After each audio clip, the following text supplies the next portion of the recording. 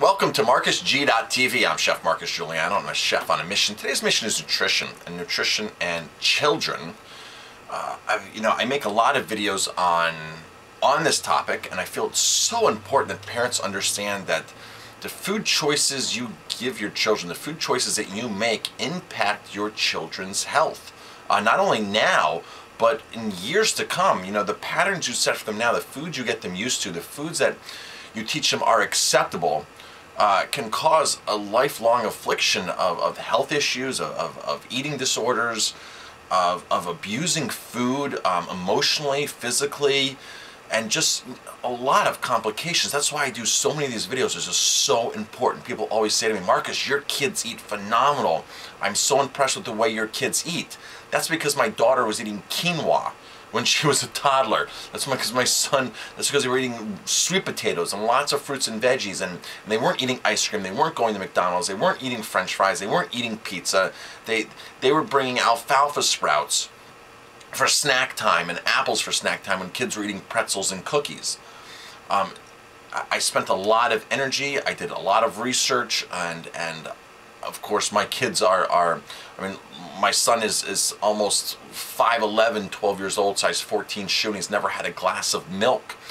People say, where do you get your calcium from? Where do you get this from? Where do you get your protein from? My kids are vegetarian. They don't consume dairy on a regular basis at all. If they do have any dairy, it's going to be a raw milk or a goat cheese. But this is so far and in between. My kids live off of rice, beans, different grains, tofu, tempeh, lots and lots of veggies and lots of fruits. That's what my kids live off of. Okay, for lunch today they have hummus wraps, they have portobello sandwiches, they have, my kids have a lot of awesome foods, but it took a lot of work to do that, and a lot of dedication on my part and my wife's part. So I'm going to read an article here by Sarah Campbell, and it's from The Guardian from October 8th, 2014. My toddler is vegan. What's the problem? Okay. So Sarah is a parent, and she's had some issues and on the way that she has adopted eating lifestyle for her child. I think that it's very important, for me, raising my children, especially around family. A lot of people didn't understand what we were doing. They had no idea what they were doing, and they thought that we were, basically, depriving our children, committing abuse to our children, neglect to our children by not giving them what is recommended as standard American foods. And I think that scares a lot of people. A lot of people, when people find out that they become vegetarian, even adults, their number one fear is their family, believe it or not, that their family's not going to understand or accept or scrutinize them. So it can get very tricky. So here's the article. I had never met a vegan before I became one myself, so I was a little naive about how it would be greeted by my friends and family. As I started explaining my new dietary choices to the people in my life who had noticed I wasn't partaking in my two favorite foods, cheese and more cheese. Those were her favorite foods, cheese and more cheese. But when I mentioned that my 2.5-year-old son would be joining me on a vegan diet, it was a different story. I simply wasn't prepared for the hostility I was to face. There is a lot of hostility. I remember my sister-in-law crying her eyes out because she couldn't take her niece for ice cream.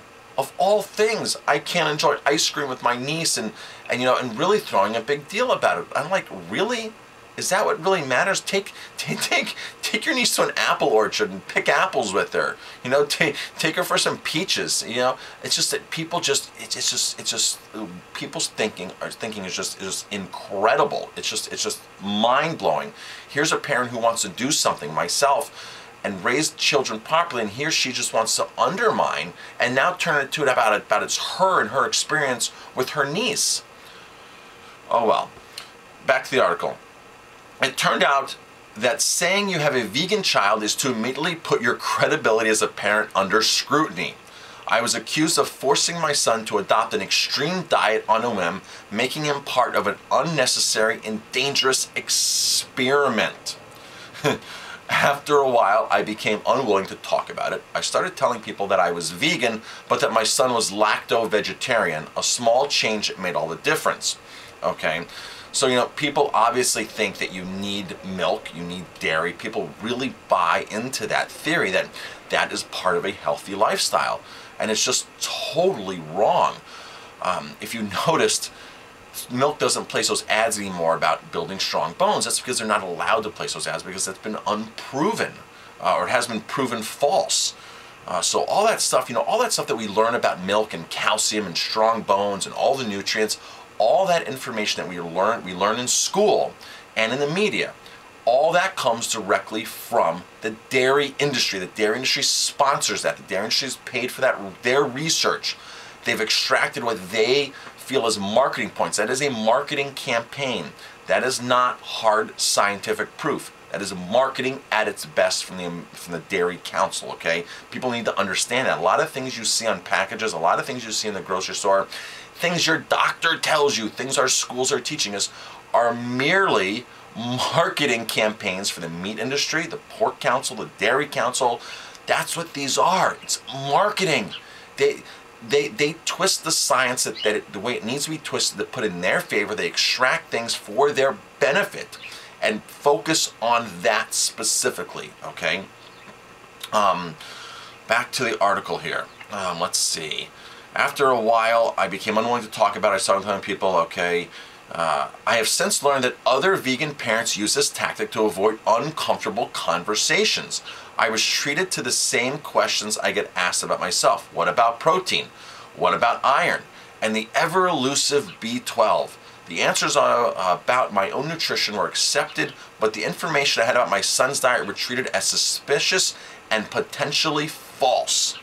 I had taken all the facts at my disposal and made a decision.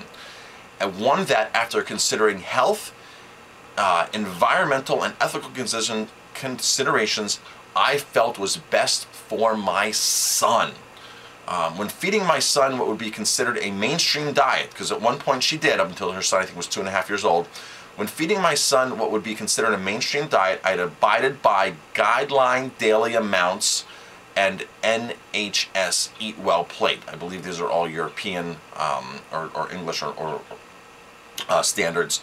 The traditional notion of a balanced diet, which includes food and drink in high in fat and sugar components.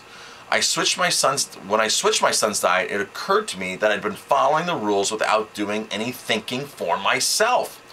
What a great thing. You know, as parents, we don't think, as individuals we don't think, because we just trust what our doctor says. We totally trust what our doctor says. We trust what's on TV. We trust what's in the newspapers. We trust what we've been taught in school. And I remember when our daughter was a year old, she was refusing milk. And this is when the light bulb went off to me. She was refusing milk, and my doctor happened to be off that day, and the PA was in. And we had never seen her before, and I was like, who is this person, you know, that's going to see my daughter today? And we're like, you know, she's not drinking milk. We were, as parents, we were so concerned. We had gotten so crazy, like, oh my gosh, our daughter's going to be malnourished because she was not drinking milk. What do we do? So I went to the doctor with this problem. And the PA said, here's a list of everything you need to feed your daughter. Here's things you need to feed your daughter. Don't worry about the dairy. Don't worry about the milk. She goes, don't worry about it. All these things here have just as much or more calcium and nutrients. And she gave us a whole list. Beans, spinach, kale, all these foods. There must have been 30 different foods on there. Sweet potatoes that were part of high calcium foods. I looked at my wife and I said, wow, this is great. There's no more stress needed. Now we know that we can give her all these other foods. And because of that, it kind of forced us to saying, okay, we need to now make a conscious effort and start giving our daughter things like that, and quinoa and different grains. And that's when we had switched our daughter's diet. It was just when she was just over a year old. We had like, okay, you know, the day before we're giving her bites of lamb, and all of a sudden the next day we're like, no more of this, and we don't need this, and don't worry about the dairy. And we had switched like that. So my daughter was switched at a very, very young age. Our son has never known the difference. I mean, they look at meat, they look at milk, and they're like, ugh, that's gross, Dad. I'm like, you're not kidding, son. So, choosing veganism made me aware of pressures that I hadn't even realized were there until they were gone. In restaurants, we ordered from kids' menus. I felt I had been at the mercy of advertisements, supermarket layouts, and my own son's unique form of screaming persuasion. Super important. Our kids do, you know, those foods are addictive. Those French fries, the high sugar ketchup, the condiments, the cheeseburgers, the white sticky bread, soft bread, the potato chips, the mac and cheese, the white pasta and butter. All those foods are super addictive. And of course your kid's not going to want to eat broccoli if you're going to give them that first. They're not going to want to eat any of these healthy foods, or if you're giving them this chemically laden crap, refined food that they're addictive to. And they are going to go through screaming persuasions, because it's easier. And most parents say, well, it's easier just to give my kid the pasta and butter than to try to force him to eat broccoli because he's not going to eat it. So what did she do? Let's see. His pre-veganism lunchtime was chaos. Pre-vegan, spitting and screaming from his booster seat. He would throw himself back and forth until the chair fell over, and I offered him a piece of my broccoli after I offered him a piece of my broccoli one too many times. Thankfully, there were a few meals he loved. Fish fingers, spaghetti bolognese, and chicken nuggets were guaranteed to get gobbled up. Eating a meal and dairy-rich diet eventually turned me into a complacent parent. So true, because you just do what's easy for your kids. And you just give your kids, you know, what's not going to give a problem. Like, take them to McDonald's, take them through the drive-thru. It's just, you become so complacent because that's the easy thing, and because it's acceptable. Nobody walks around McDonald's scrutinizing you for abusing your child. I got to tell you something. I think it's child abuse to give your child that kind of food. It's total child abuse. You know, and then people look at me like, oh, it's child abuse what I'm doing. Totally. People have this so wrong. It's so screwed up the way that society thinks. It's mind-boggling. So she assumed that he was getting everything he needed. It didn't occur to me that he could be getting too much.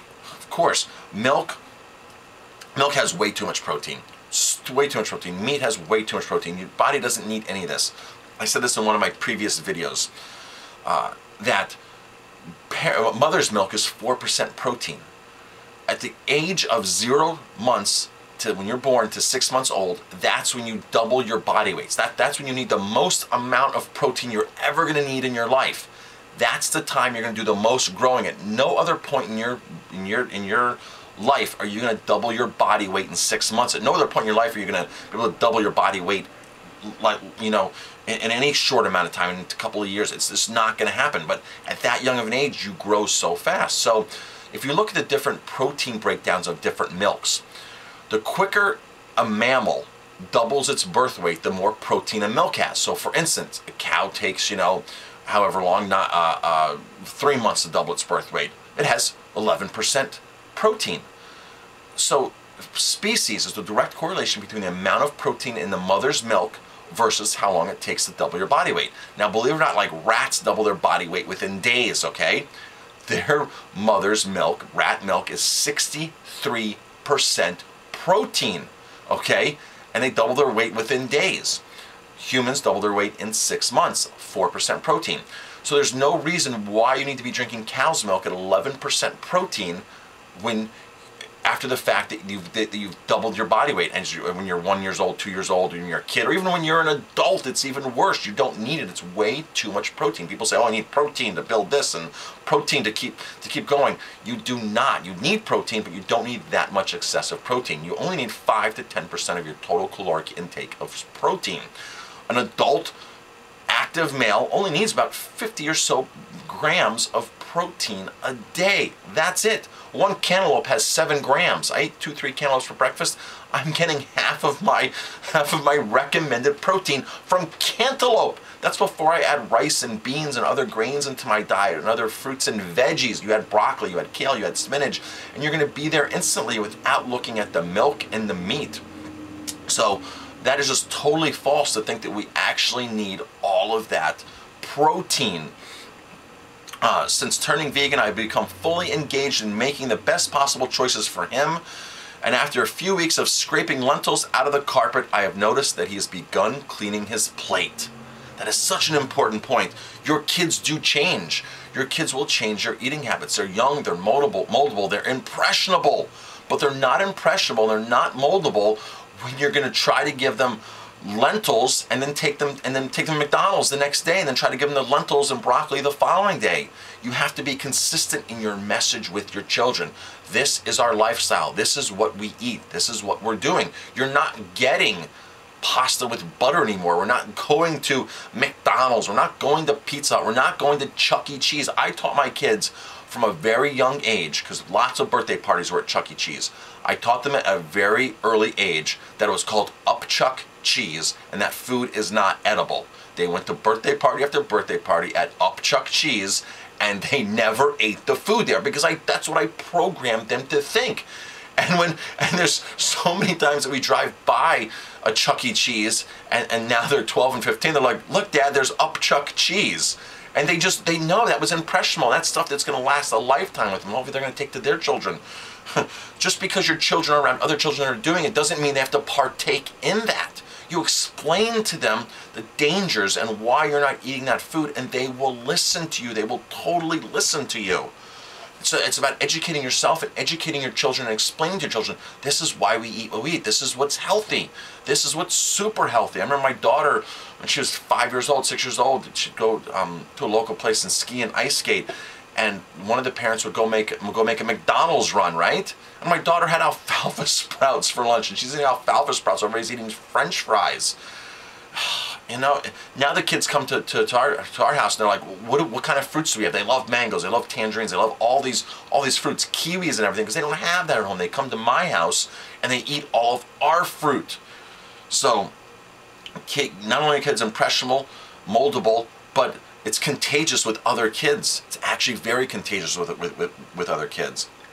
In a world full of alarming statistics regarding the health of our children, surely people should be encouraged to discuss alternatives to the current mainstream diet. But if my experiences of asking medical professionals for advice about veganism or anything to go by, you're as likely to be handed a printout about the potential problems and sent on your way. Medical doctors scare you. These health people scare you. Even these nutritionists, they all have to buy into a system that is funded by big industry. That's the bottom line. Did you know in America, in the majority of the states here, over 35 states, you have to have ADA credentials, American Dietetic Association credentials, to preach nutrition. Well, guess who funds the ADA? In lieu of $5 million a year comes Pepsi, Coke, of course the Beverage Alliance, the pharmaceutical industry. That's who's funding the ADA. So now the ADA gets $5 million from these industries. They have to teach that what these industries want them to teach. They have to teach them that soda's not that bad in moderation, that milk from calcium is what you need, that you need to be taking a certain amount of vaccinations, how drugs are good, and that's part of a balanced, healthy lifestyle. Their hands are locked when it comes to that, and if you want to teach nutrition in these states, you have to have ADA credentials, or it's against the law in a lot of states to preach nutrition. So this is the part. If you have credentials saying that you have this degree and that degree, sometimes those credentials mean crap. It means that you've bought into a system of corporate America. You've bought into a system where the system has been heavily polluted by special interest funding to get their point across, and you've bought into their system.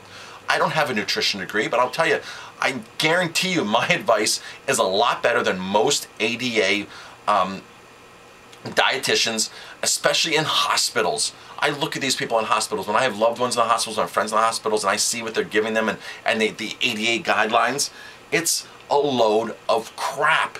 And they look at the food that I'm bringing. I brought food from my father a couple of times when he's been in the hospital. Unfortunately, I brought food for my buddy Eric when he was in there and had a brain injury and fell off of his bike, and he was in there for a couple of weeks. I was bringing him food, and they look at you like, what is this green juice you're doing? There's not enough protein in there. There's not enough this. There's not enough that. What is this kombucha you're bringing? What is tofu? This tofu might be nice, but he needs some real protein. These are the conversations I've had with these people. These guys are just sugar pushers. And she's like, the one nutritionist dietitian at the hospital was like, well, a pear is just as bad as a tablespoon of sugar. This is what they're thought, because this is the message that Pepsi and Coke are sending, and this is why Pepsi and Coke are spending millions of dollars a year with the American Dietetic Association, funding them, because they need to get their message out there. Now you have the hospital saying, well, Coke and Pepsi is not that bad. It's sugar, sugar, whether it's a pear or a Pepsi, sugar, sugar. And we all know better than that, but because they scare us, these so-called officials with credentials, they scare us saying, well, you know, I'm a doctor, I'm a nutritionist, I'm a dietitian, and this is not right, and you know, and you have to have meat, and you have to have this. It's a load of crap. So you go to your doctor for advice, they're not going to give you true advice. You have to go to an alternative nutritionist. You have to go to somebody who heals people through nutrition. You have to go to a doctor, and there's not many medical doctors that really prescribe nutrition as a way of healing yourself, okay? So, despite all the talk of nutrient deficiencies and slower growth rates, feeding my vegan toddler has been fairly straightforward. The hardest part has been dealing with people's misinformation and prejudice. That's all it is, misinformation and prejudice, that's all it is. And I keep telling people, my kids have never been sidelined because of pneumonia, bronchitis, strep throat. My kids have no idea what it's like to be truly sick. Yeah, they get a cold here and there, they get the sniffles. My son had the sniffles the other day, gone in one day, that's it. They'll miss school here and there, but they've never been laid down in bed, they've never been to the hospital, you know. My daughter did go to the hospital last year, she fell off a horse, and it was precautionary, and they took her and she was fine. But as far as being sick, from these things, the flu that all these kids suffer from every year, my kids have no idea what it's like to be sick. No clue what it's like to be sick.